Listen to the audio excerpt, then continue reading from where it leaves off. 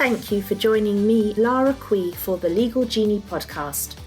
As a former corporate lawyer and APAC head of business development for an international law firm, my mission with this podcast is to provide you with insights into the careers and lives of movers and shakers in the legal industry. Mentors are hard to come by, so by listening to these conversations, I hope that you will gain some valuable insights that will help you move forward in your career and personal life. I ask my guests to share their advice and experience with you. I ask them also to share about their mindset. As an executive coach, I work one-on-one with lawyers to grow their practice and self-confidence. I also run mastermind groups and business development accelerators designed to bring like-minded people together to learn, grow, and support each other. If you would like to learn more, please connect with me on LinkedIn or through my website. The details are in the show notes. Please rate and review the Legal Genie podcast to help us reach more people who may find it helpful. So let's move on to this week's episode. I hope that you enjoy the conversation.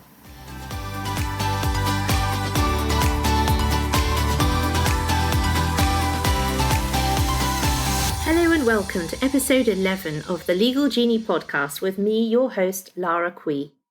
This episode, I'm delighted to have on the show tech evangelist Giles Thompson of document automation, negotiation and analytics company Avvoka. It has offices based in London and also here in Singapore. As Avvoka's head of growth based in London, Giles works with leading law firms, in-house legal teams and businesses to help them draft documents, negotiate them and leverage data insights from that process to draft better documents and get to yes faster. He also spends lots of time designing and creating bespoke document automation solutions for clients and making Avvoka's core product offering better for users.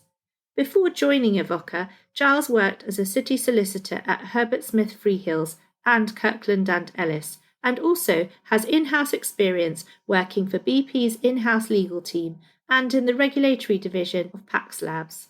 Hi, Giles, and welcome to the Legal Genie podcast. Hi, Laura. Yeah, thank you very much for having me. And yeah, it's nice to be in Singapore for my second meeting of the morning, albeit I'm glad that I'm not in the room that you're in. It looks a little bit treacherous. That's right. We're experiencing a very significant thunderstorm with lightning and crashing. If the listeners do hear a bit of sound effects, it is because of the storm in the background. And I don't think I'm good enough to edit that out. But never mind, we shall keep it raw and real and proceed nevertheless. I know a little bit about you in terms of knowing that tractors were quite a part of your childhood. So tell me a little bit about your background and where you grew up. I'm in rural Norfolk on the east coast of the UK, and that's where I grew up. So yeah, my first working experience was I drove a tractor for 7 seasons on our family farm, mainly corn and potatoes. And that's, funny enough, what I used in my city law job interviews. I said I worked 15-hour days for 2 or 3 months in a row with no weekends. So I think I can hack the hard work here. What I didn't realize is sometimes in big law, you have to do 16, 17-hour days. But yeah, that sort of taught me my work ethic. And actually, I'm doing quite a bit of that thing at the moment, actually, at the weekends. Myself and my partner have bought a derelict barn, which I'm driving a JCB around landscaping at the weekend, keeping my mind occupied during lockdown. That sounds like a very exciting project and lovely to be in open countryside during this strange time that we're living in. So what is it that made you decide that you wanted to perhaps go into the law?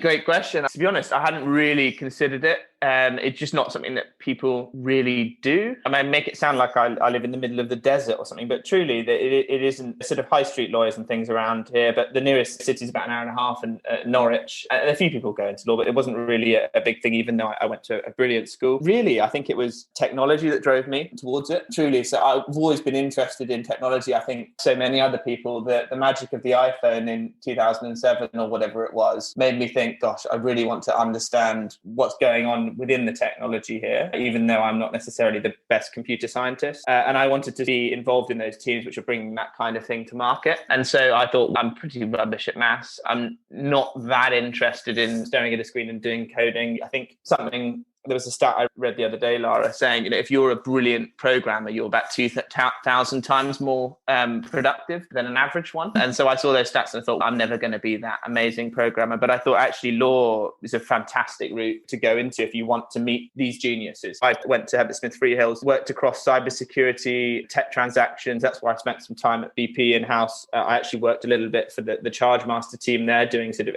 electric vehicles, but also generally supporting a lot of the software procurement. And then I ultimately went and did IP litigation at Kirkland. And I really enjoyed just meeting people at the real, by definition, cutting edge of what's possible in technology. But the call got a bit too strong to go and do some of that myself. So that's how I ended up at Avvoka. And a little bit of that was also led, well, a large amount of that was led by some of my frustrations with the practice of law and actually hopes for how people in my kind of position could have even more enjoyable roles. Yes, so it sounds like you were very much interested in the technology side even before you went to university. But I know that you went to study politics and international relations. So if you already knew that you wanted to do that side of the technology and the mix of the law, what was it that led you to do that degree? I don't know, really, if I'm honest. I think it was... I just thought life's too short not to do things you're passionate about and things that you enjoy and find interesting. And in truth, my politics and international relations degree has been pretty unhelpful in my career, beyond some of the soft skills I got from it. But I've always been interested in political science. And actually what I specialized in was the way that politicians use dress. So I actually wrote my thesis on Jacob Zuma and all of his different sort of characters and personas that he portrays. And basically the question I had, and this is before the whole Donald Trump thing, I thought, how is it that these idiots get into power regardless of what they say or do? And I looked at the performances of what they do, and I found that a really interesting thing to do as well. But actually, even this morning, I was chatting to a sustainable development bank who give loans to companies that are doing great things,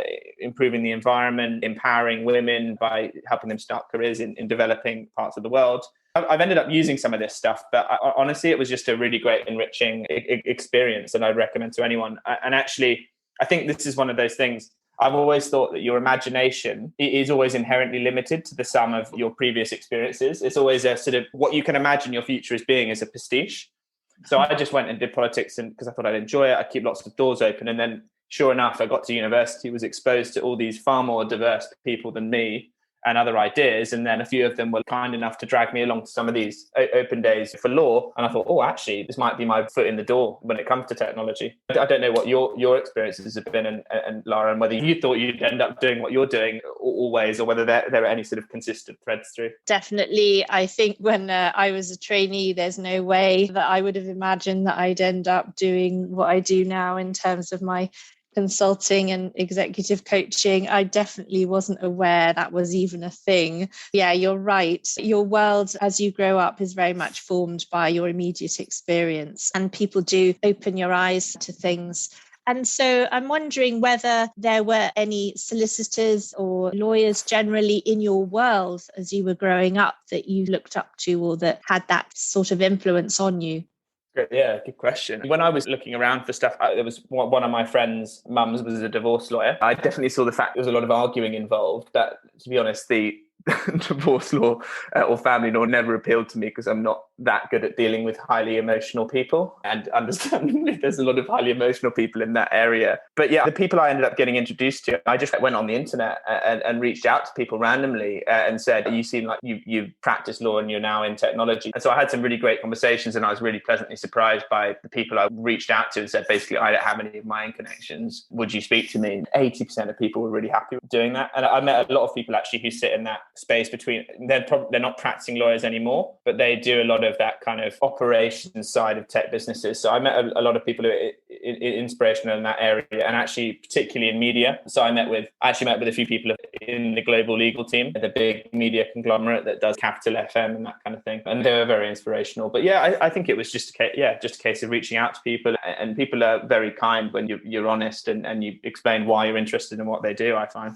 Yeah, I love that you took that initiative and that you were very interested and you reached out to people and you asked them for their experience, etc. Because I think that Many younger people are very nervous about doing that and they're shy. But at the same time, your positive experience just shows how willing people really are. And especially because they're often passionate about what they do and they love to share that with others who are also interested. So I would definitely recommend to any young person considering different things to always reach out to someone. You might catch someone on a bad day and that's unlucky, but the majority of times, most people are really willing to help. And so that's great that you did that. And so let's talk about at law school. So you went to BPP for 2 years. What was that experience like? And what do you feel about the curriculum that they're offering in relation to technology? Gosh, firstly, I really enjoyed it. I think the way that in the UK you qualify as a lawyer, I think it's really good and by the way, it's changing. So there's going to be the SQE and the solicitor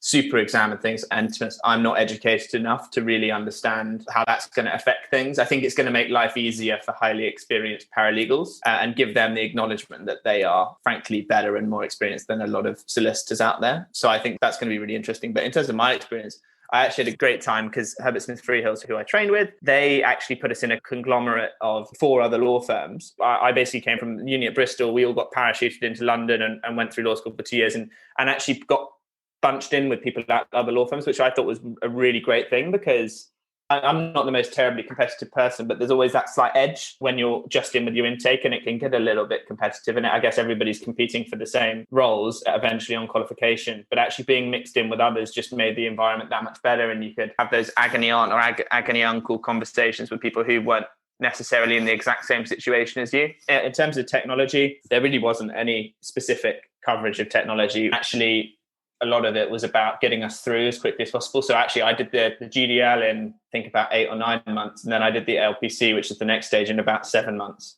And I think it's generally people can take up to 3 or 4 years for that. So it was the aim was to definitely get us through and get us on real transactions. It was definitely a good experience and definitely a good parachute in. And I think just to elaborate a little bit on the point I was making before, Lara, I think one reason why I'm so glad I did that, I spoke to so many people before I entered law. And I think until you step out of that private practice sort of pyramid, you don't know that there are so many other lawyers out there. You don't know that most people don't stay in private practice all the way through. It's a pyramid shape and there's so many people doing really interesting things outside. So I found it really useful to go into law school, go into practice, knowing that there were loads of other amazing routes that were either there already or being formed literally as we trained. So I think meeting other people and seeing what they did as well was a really great experience. Yeah, and my time, which is a long time ago, there really was only, in my world, big law. We were all just farmed from Oxford and we went to Guildford College of Law and then we went to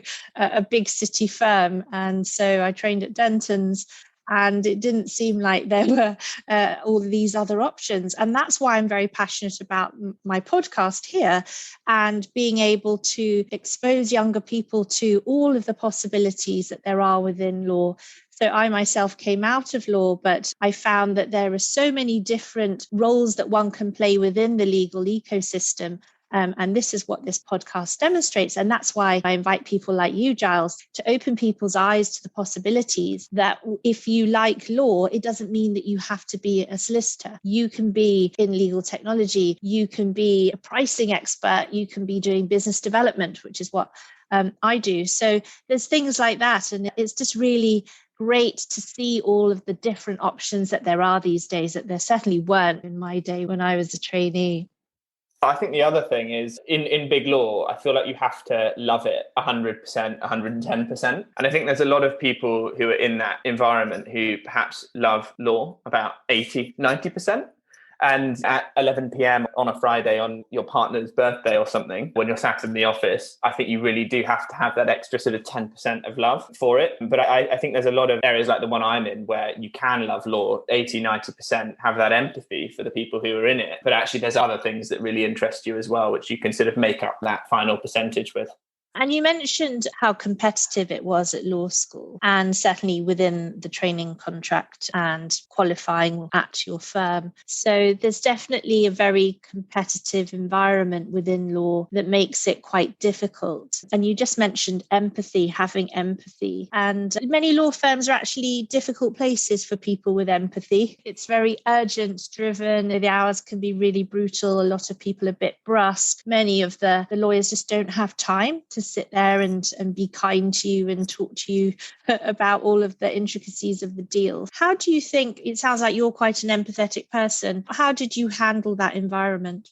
The irony is with empathy, I didn't experience much in the way of shouting or anything like that. But when somebody is maybe a bit short with you or doesn't necessarily give you the time of day that they should necessarily, and I do stress that actually Herbert Smith Freehills is a wonderful place to train, and truly their reputation for having good people is justified. I would always just look at it from an empathetic perspective, be like, how much sleep has this person had? And then at that point, you feel a little bit better about the fact that they might be a little bit grumpy. So that's how I dealt with that. I think also just leveling with people and also making sure I reached out to them to show that I was a human being as well. And this is where I feel a huge amount for the junior lawyers who are just moving into the sort of situation that I was in. Because if I ever had a concern, or if I felt like I wasn't doing a very good job on something, or there was something I wasn't learning, or something I wanted more exposure to, I'd say, please maybe go for a coffee. And I'd say that I've been feeling a little bit like I'm not being appreciated on this, so I'm not gaining enough of this skill.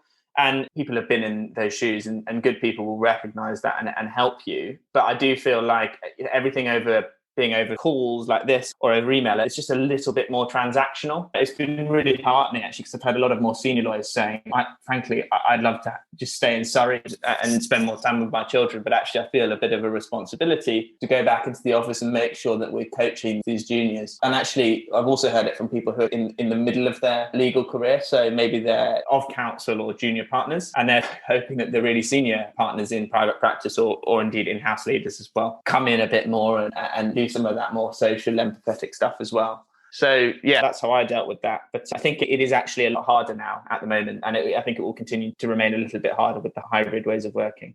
Yeah, it's a very good point about how things have become rather transactional. And I think you raise a valid point about the fact that if people are not together, they're not able to learn by osmosis, as it were. And the trainee structure has, in the UK, always been very much a trainee sitting with a partner and just listening, absorbing and seeing what's going on. And that model certainly was a very good one. But obviously in this situation, it's very challenging. And I think that existing relationships that were strong already have been fine and they've fared okay over Zoom, etc. But where you're being brought in for a very first time in a working environment, it must be exceedingly challenging. I have huge sympathy for any young person trying to do their training contract or all of the fun stuff. It was all about work hard, play hard. And at the moment, it's all the work hard and no play. And that sounds very dull indeed to me. I do hope that young people will definitely be able to get back on track to what a training contract of old certainly looked like. And I think that when you mention the more senior lawyers, again, the role as a senior lawyer and certainly becoming a partner, which is all about relationships and management and nurturing and coaching your juniors, those things are very different when you're doing that virtually. So yes, we definitely need a return to the office. So I'm wondering about, you said that you were pretty driven by the desire to be in technology, etc. And then you were at Herbert Smith Freehills doing your training contract. What did you pick in your traineeship that was going to set you on that path to support that interest in technology? I think lawyers who have that kind of interest at the moment are spoiled for choice. And actually, I swear, tech is creeping into so many more elements of what practice areas that law firms do, because law firms are getting wise. I think they've known this for a long time and they've been acting on it for a long time. But the best clients to be getting on board are tech companies, because you don't even need to acquire new clients. They're just going to grow so fast that the size of your business expands. And this is what we're seeing even at Avvoka. All of our clients are extremely valuable. But if you land a scale up in the tech area, they might grow 10, 20, 30 times in a matter of months. So that's amazing. Where I landed was intellectual property. And so I did quite a bit on cybersecurity and software litigation and that kind of thing. That interested me most. First off, I just think the fact that copyright is what dictates software is so fun, because obviously the history of that is books and things. And I just think that analogy, I've just always found that really interesting, and sort of how copyright adapts going forward. The other thing I just loved was interviewing people about the novelty of their idea. So you'd literally get to sit down with those experts, and even at quite a junior level, interrogate them about their ideas. And actually, you're learning, aren't you? You're trying to figure out, how to explain a concept in basic terms, how to understand it, even though it's super complex, and then try and articulate that to a judge who probably has heard of similar concepts, but may not have, particularly where, in the IP courts, there aren't a huge amount of IP specialist judges now. So I really enjoyed that. So I stayed doing it forever. And I could definitely see myself going back one day. But I think maybe I'm presupposing one of your later questions. But what I quite quickly realized was it was too tempting being around hearing people's war stories to think maybe I could have a few war stories of my own. But actually, another thing I saw was that a lot of the stuff I was really enjoying was having those conversations, really engaging and investing time in the clients, but also our key witnesses and things. But I realized that actually a huge amount of what I did was also manual, and actually, I guess, clerical in nature as well. Proofreading, drafting relatively standard form documentation. And there was definitely a lot of that sort of critical thinking. And Herbert Freehills is known for that in litigation, but I felt like there could always be a little bit more. And ultimately, I saw the Herbert Freehills particularly is a very tech-enabled law firm. And I saw technology getting incorporated into more and more of what I did. And actually, I was still doing the majority of that clerical work within the team. And I just felt like I was getting quite good at that, but actually that wasn't going to necessarily serve me well in the future. So that's part of why I wanted to jump over as well. And so you qualified into the IP group, but then you later left and moved to Kirkland and Ellis.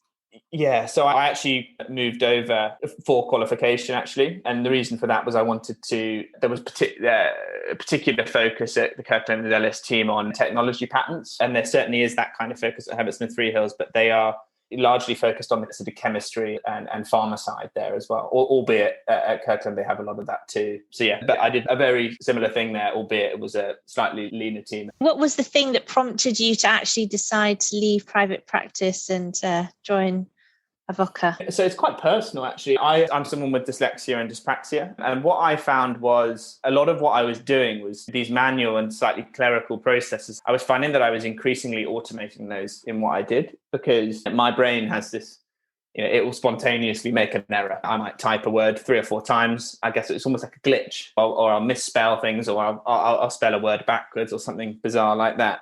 And what I found is it never really held me back in private practice, but it was only because I was creating processes which prevented error. And then I realized, well, actually, all lawyers should be doing this, and all lawyers should have these kinds of processes and software available to them. And then I saw that no one was really solving this except for a few firms. And I'd come across sort of legacy tools for document automation and document generation and negotiation and this kind of thing before, but I hadn't seen them work really intuitively and in a way that any lawyer could just pick up and start marking up their template contract in their kind of lawyery language and then create an automatically generating template. And there were tools out there which I'd utilized before, but I thought until lawyers could actually pick those up and use them like consumer software, they were never going to get mass adoption. And I basically wanted to bring what I was doing, so implementing technology and automating as a skill and as a tool in the sort of my practitioner's tool set. I wanted to bring that to every lawyer. So at the moment, we all have the skills of delegation. So being able to pick the right person to do a piece of work. We know how to collaborate among a firm. We also know how to choose which work needs to be outsourced. And we do know how to use technology for things like due diligence and for contract review. But I felt like there wasn't, and there still isn't, enough utilization of document generation automation. And so let's say you have to, send out 500 notices, or you need to repaper 500 loan documents. Enough of the time, we aren't using automation to remedy those situations enough of the time. So for me, I saw Avvoka was doing that. And there's 1 or 2 other firms who we compete with who tried to do a similar thing as well. And I thought, well, this is an area that I could certainly add value, and that actually I could make people's lives more interesting as well. Because, of course, the other flip side of it, Lara, is a lot of the time being in the office late and away from your friends and family and all the rest of it is avoidable. And I think law firms can make similar revenue, if not more revenue, by being more efficient in certain ways and serving more clients and bringing legal services to more people, and basically just creating more value and making it so that their lawyers get more skilled more quickly and enjoy their jobs more. So maybe I'm a bit of a utopian, but this is what we're trying to achieve. I like your vision, and I like the fact that you had very personal reasons for developing these hacks, as it were, right, to counter the challenges that you faced. And certainly you hear about people, for example, who are completely illiterate, but they can go through their entire life with nobody actually realizing, because they're so clever in all the workarounds. And so I can see that where you're at the coalface doing all of the, as you said, sort of rather clerical jobs, but seeing the repetition over and over and saying, for goodness sake, I've just done the same thing 10 times. Why can't this be done with the click of one button that just puts it all in just one go? And that would save so much time and effort. And so I think it is very much at the more junior end where the innovation can come, because that is where you're really seeing that. Obviously, the more senior the lawyer gets, they're doing much more complex things, and it's a lot more on the creative side, etc. So the likelihood of repetition is definitely reduced. But where you've got things like you mentioned, loan agreements or anything like that can be standardized, certainly insurance policies, you imagine car insurance policies, any sort of a policy or anything where the content is pretty standardized apart from a few tweaks just to personalize it to the individual, etc. They lend themselves so beautifully for this kind of thing. But one thing I'm worried about with law firms and lawyers is that many of them are actually not that technologically competent. So I know that you've got a special academy. Tell me a bit about the Avvoka Academy and what you're trying to do with that. I'd absolutely love to. Just before I do, I'm actually going to make the point that not everybody needs to be the most tech savvy. And actually, not in a lot of these teams, not everybody needs to be a lawyer. There, I said it. There's value that other people can bring to a lot of these transactions, and they're absolutely fantastic for supporting lawyers. So I guess the first caveat I'll say is the way that we've approached Avvoka is not the only answer. And I hope that it's refreshing that I'm admitting that.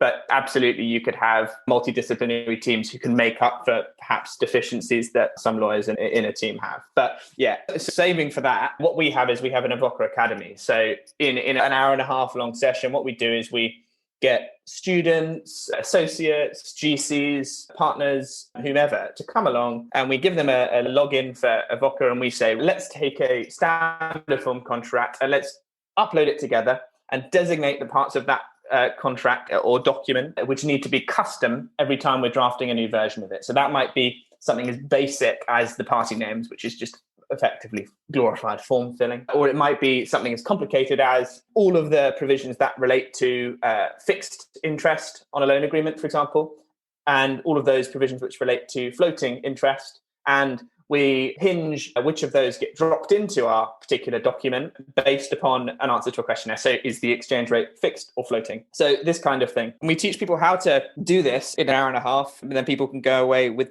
the automation skills that they've learned and automate their own documents for a few weeks afterwards. And I have to say, the students pick it up really quickly, for sure. But actually, you'd be hopefully pleasantly surprised that, frankly, anybody who goes through with an open mind does seem to get it straight away. And actually, having that legal experience as well obviously makes life a lot easier, because I think the sort of thing that nobody talks about in our area is it's all very well being able to simply designate and actually create that automation part. And I think we've made that as sort of quick and as efficient and as lawyer / just customer centric as we possibly can. But actually the thing before that is where the work happens, which is actually figuring out what document you want to automate. So maybe you have 4 versions of an NDA. You need to actually consolidate those together and figure out what your sort of combined NDA looks like, just to use a really simple example there.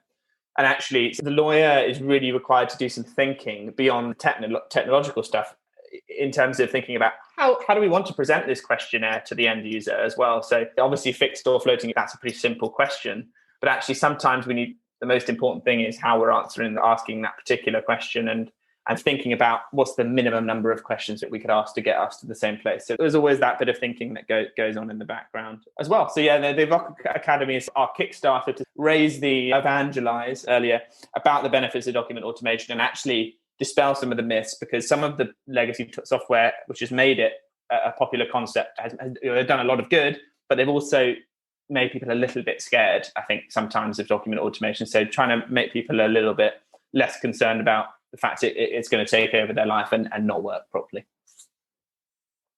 Yes, and it's so important that it's intuitive, because I think you mentioned that word earlier. People are very sophisticated when it comes to their phones now, using apps and all sorts of things, and the ability to almost gamify a document is quite appealing, I can imagine. And so the young people who've grown up with this sort of technology at their fingertips from birth, they are definitely going to be very at home dealing with this kind of technology. And I can imagine that trainees, if brought into a firm where your technology is already there on hand and they're told this is what we use for our loan agreements, they wouldn't have any trouble getting used to that and using it very quickly. So what I'm wondering, though, is how do you persuade the firms that this is the right time and the right product for them to invest in? Because I think it's always that challenge, isn't it, to get those skeptical lawyers, show them the evidence to get them to really sign up. Yeah, no, that's a great question. I'm just going to build on what you were just saying before. I think you asked me earlier why I made the jump. I think one of the pieces of feedback I received back when I was in practice made me realize maybe I should make the jump, which was, the feedback was along the lines of, why do you always try and find like a different answer? Why do you always overcomplicate the way that we achieve things? And I thought, I'm not a fusser. I'm quite a snap decision maker, impulsive, you might even say.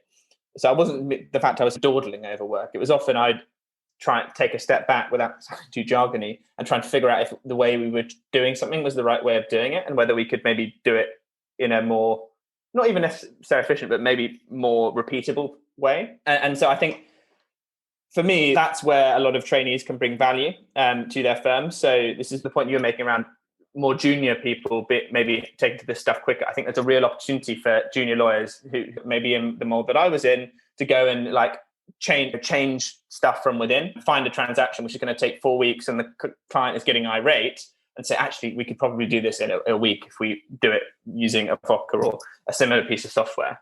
And so that's one way that we convince people. And we have our more junior evangelists. And actually, a lot of our client contacts at corporates are actually the paralegal teams, because they're at the coalface and they really understand the value of this stuff. So I would say we definitely have less, where there are sort of well-funded in-house legal teams, we have less of an issue convincing them of the value. I think the elephant in the room a little bit is the hourly model of charging. So decreasingly, that's an issue, actually. A lot of firms are finding new ways of invoicing their clients and packaging deals, and that's increasingly fixed fee. So particularly in areas like finance, that's, to be honest, very often been the case anyway. Essentially, it's making the arguments around, I think efficiency is a bit of a tired argument now, and it hasn't really caused mass adoption of automation yet. I think there's other ones that we're making now around internal collaboration and approval processes. So we're able to build in sort of people being added to documents to approve them where certain sort of risk thresholds have been exceeded. So for example, if a liability cap's over a certain level, you get a particular approval on that document. In private practice, say you're doing a real estate finance deal and you've got a real estate asset, but also an IP asset that's being secured, automatically adding your colleagues from those divisions into the document. Data as well is a huge one. The argument that we make, we say at the moment you're losing all of the data on all of your deals by negotiating them over email and over Word. If you actually start drafting them via our platform and even negotiate them in some cases, and a lot of our corporate clients do that, what we can tell you is every single key legal and commercial term within your documents, and I'll just pause there for a second. We can tell them absolutely every key legal and commercial detail because they're all driven via a questionnaire. So we don't need machine learning. We don't need anything. At any one moment in time, we can run an out-of-the-box due diligence report on every single draft that they've done. If they're ever being acquired, they can run a DD report in 4 seconds and send that off to a buyer. Equally, if they're subject to some sort of audit, or they just want to find out when their contracts are coming up for renewal, or where the skeletons are buried and maybe where they need to have a little look ahead of maybe an acquisition, you can do that as well.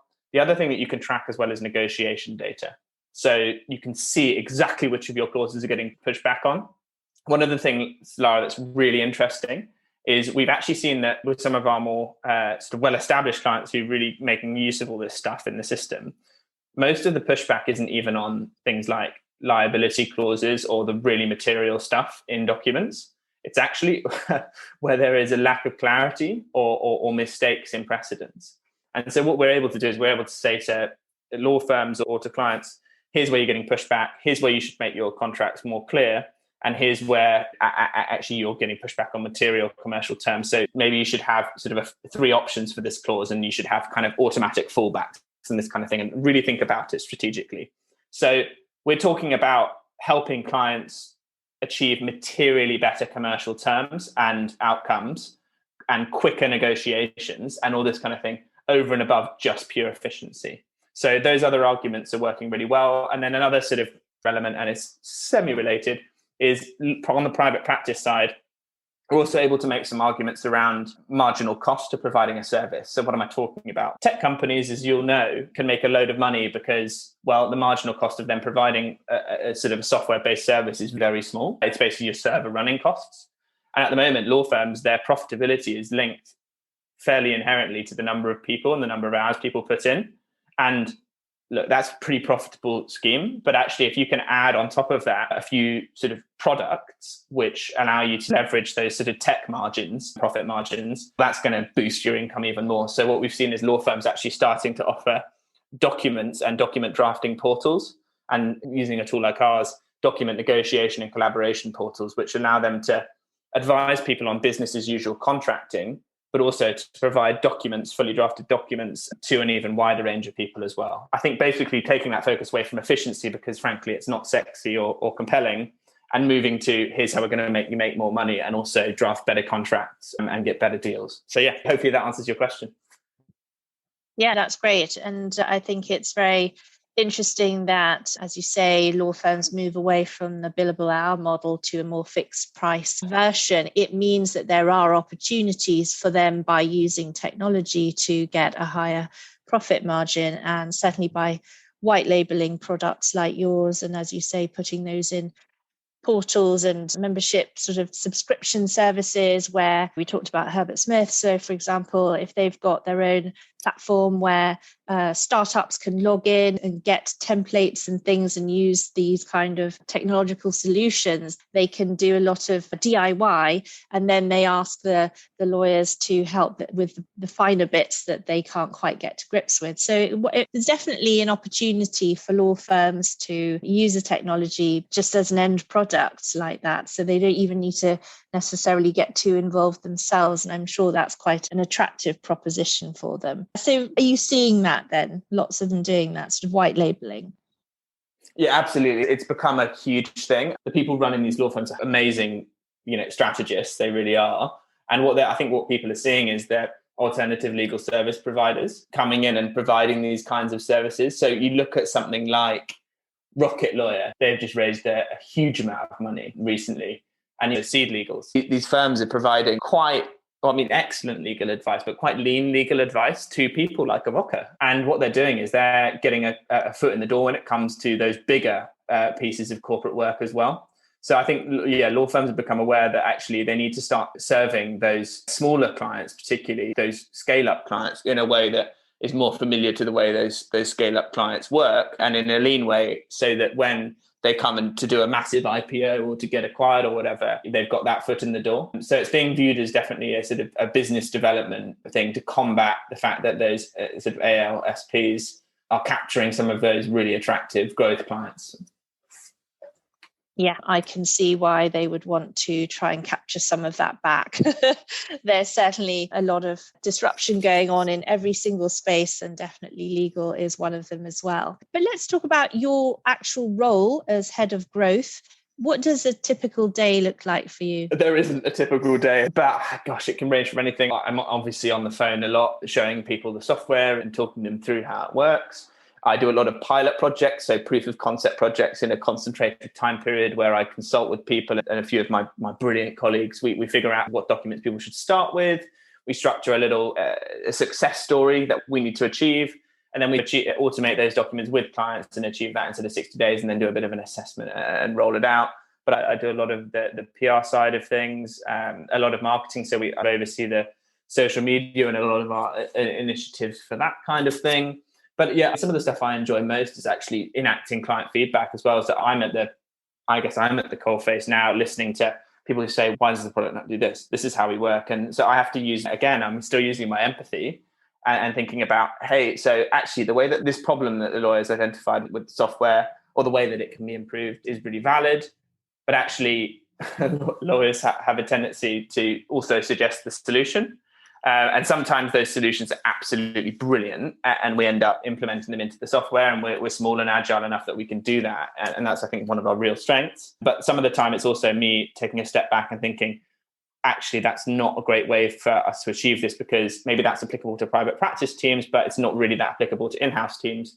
So I have to think about what the sorely met want is, and I have to figure out how we deliver that in a sort of agnostic, universalized way as well.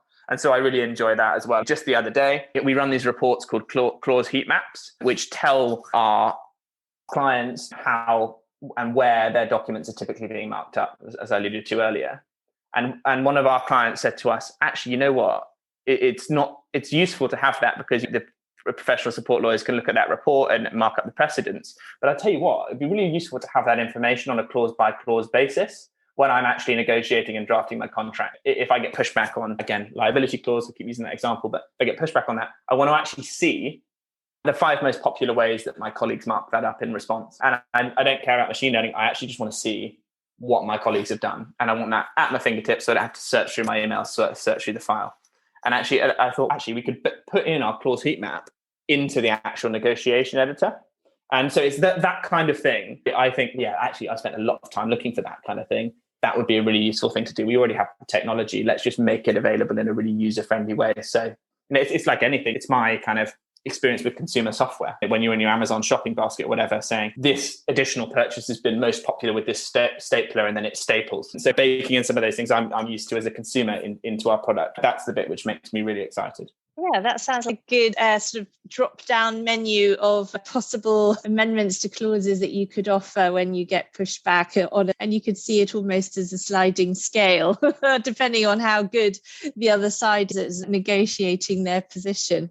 So that's quite fun. And I'm just thinking that actually that's a fantastic learning tool for younger lawyers to see all of the different options that there would be, so that you can, when you look at a document and you see the variables, you see the areas for negotiation, etc. And you could almost use it as a quiz format. I'm thinking that you could train, it could be quite a good thing to have at law school, where you have, how would you negotiate this document? And you could have some clever automation for that. So maybe something to think about.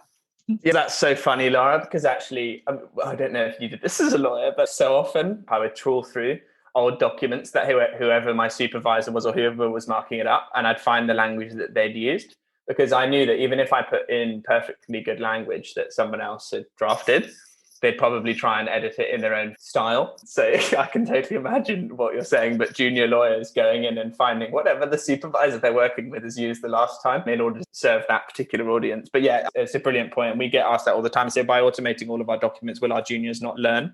My usual argument is, well, actually try getting them to actually create the automation on the document in the first place, and then they'll learn pretty damn quickly all the different elements of the document and how they interrelate. But actually, that's another great point. When that feature is implemented, which is happening this week, that'll be another one I point to. Okay, in terms of what plans you have for the technology going forward, what are the things that you dream of being able to do with the software? I think it's not so much a dream, maybe a world where document automation is pervasive throughout legal services and adjacent industries. Maybe that's a dream, but I feel like that's going to happen. It's just when. My dream for this year is that the LMA Automate piece of work that we're doing with the Loan Market Association and Allen and Overy to deliver licensed versions of the LMA recommended form documents to their members, both law firms and corporates. My dream is that really gets off the ground this year, and I know it will. But what I'm hoping for is that there's mass adoption, not only of the drafting functionality, but also